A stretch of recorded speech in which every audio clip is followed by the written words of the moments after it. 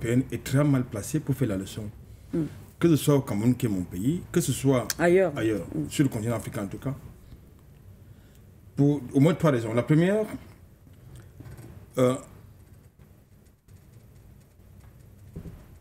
le passé de l'Union européenne, je vais dire son histoire.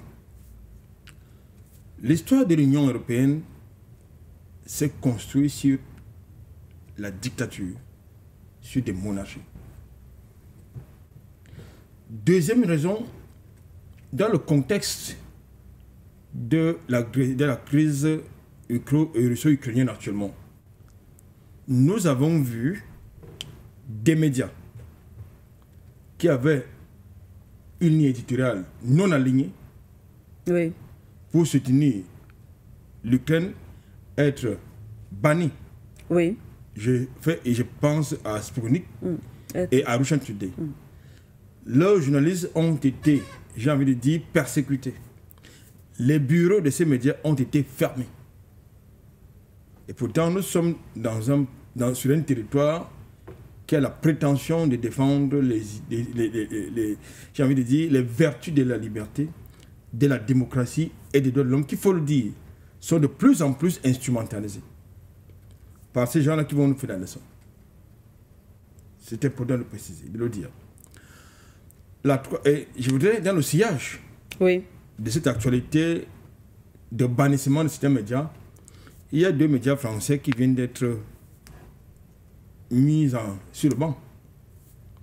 Notamment C8, c'est un média français. RNJ 12, un média français également. Je crois que ça date d'il y a à peine un mois.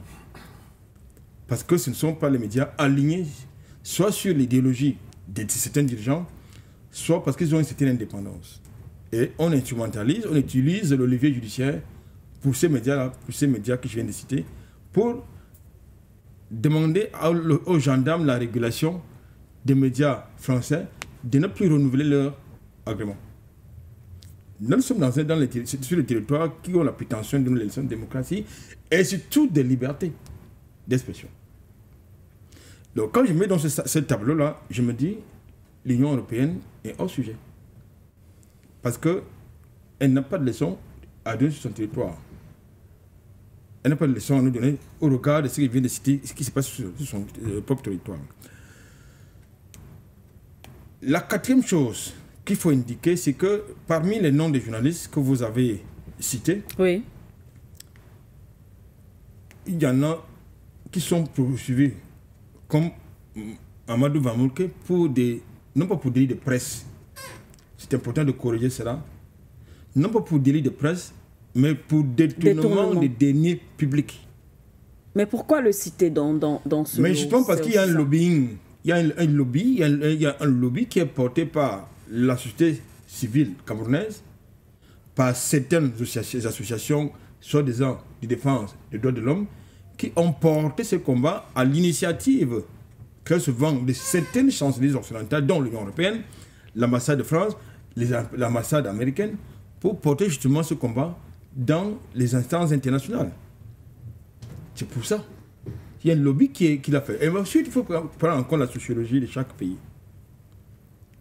Ce qui est admis en France, en Belgique, au Canada, ne peut pas être admis au Cameroun. Et inversement.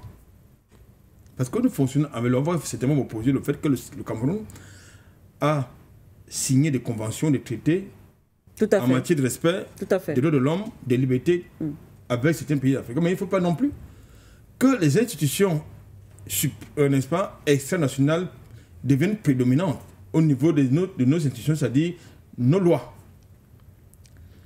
Ce qui ne voudrait pas dire, qui ne veut pas dire que je soutiens la persécution des journalistes, des médias dans le contexte quand même, parce que c'est une réalité non aussi. C'est une réalité. Mais ce qui me pose problème, c'est